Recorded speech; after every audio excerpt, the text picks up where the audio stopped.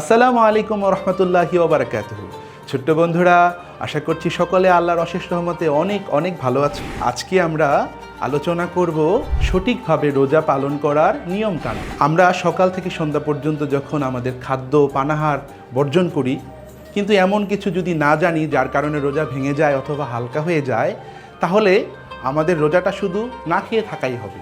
তো প্রিয় বন্ধুরা, আমরা যদি আমাদের রোজাকে সুন্দরভাবে শুদ্ধভাবে পালন করতে চাই, তাহলে আমাদের রোজার কিছু নিয়ম কানুন জানতে হবে।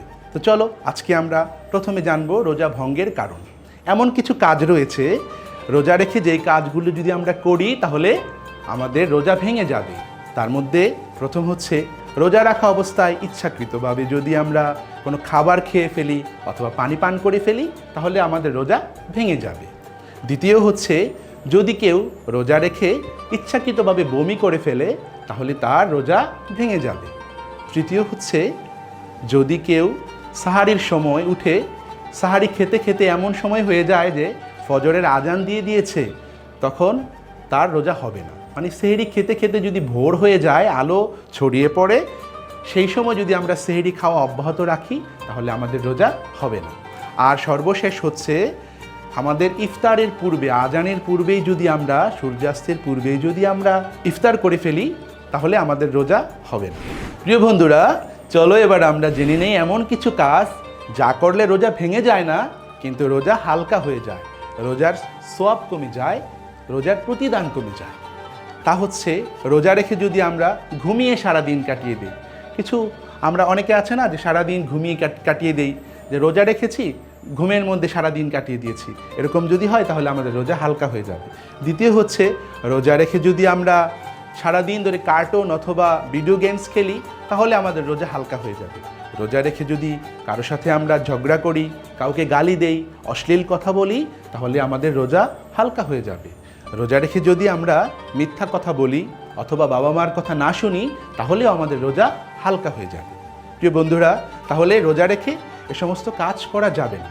প্রিয় বন্ধুরা, ধরো তুমি রোজা রেখেছো, বাহির থেকে হঠাৎ করে তুমি ঘরে চলে এসে মনের ভুলে পানি পান করে ফেলেছো, তাহলে কি তোমার রোজা ভেঙে যাবে? না। আমরা যদি মনের ভুলে খাবার অথবা পানি খেয়ে ফেলি, তাহলে আমাদের রোজা ভেঙে যাবে না। এমন কিছু কাজ আছে আমরা মনে করি যে সেই কাজগুলো করলে রোজা ভেঙে যায়, আসলে ভাঙে না। চলো এরকম কিছু কাজ আমরা দেখে নিই।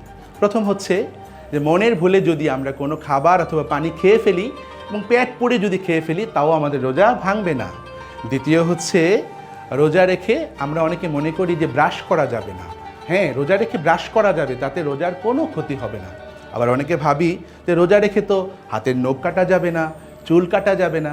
হাতের নখ এবং চুল কাটলে কখনোই রোজা কোনো ক্ষতি হয় না, রোজা ভেঙে যায় না। তারপরে হচ্ছে আমাদের মুখে যে লালা থাকে বা থুতু থাকে, সেটা যদি আমরা গিলে ফেলি মনের ভুলে বা ইচ্ছা করে, তাতেও আমাদের রোজা ভেঙে যায় না। এই ছিল যে সমস্ত কাজ করলে রোজা ভাঙে না তার লিস্ট।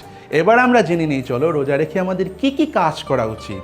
প্রথমে আমাদের উচিত হচ্ছে ভোরবেলায় সঠিক সময়ে সঠিকভাবে সাহারি করা। দ্বিতীয় হচ্ছে আমরা সারাদিনে আমাদের নামাজ আদায় করা, কোরআন তিলাওয়াত করা, সত্য কথা বলা, মা বাবার কাজে সহযোগিতা করা, এবং আমরা সবার সাথে সদ্ব্যবহার করা, ভালো আচরণ করা। এভাবে করে যখন সন্ধ্যা হয়ে যাবে, সন্ধ্যায় আমাদেরকে সঠিকভাবে সঠিক সময়ে ইফতার করা। ছোট্ট বন্ধুরা, তাহলে আজকে আমরা জানলাম রোজা ভঙ্গের কারণ, রোজা হালকা হওয়ার কারণ, এবং এমন কিছু কাজ যা করলে রোজা ভাঙে না। তো প্রিয় বন্ধুরা, আশা করছি তোমাদের এই ক্লাসটি খুবই ভালো লেগেছে। আগামী ক্লাসে আবারও তোমাদের সাথে দেখা হবে। সেই পর্যন্ত আমাদের সময় ভালো কাটুক সেই প্রত্যাশায় শেষ করছি। আল্লাহ হাফেজ। মজা শিক্ষাগুরু মজারু।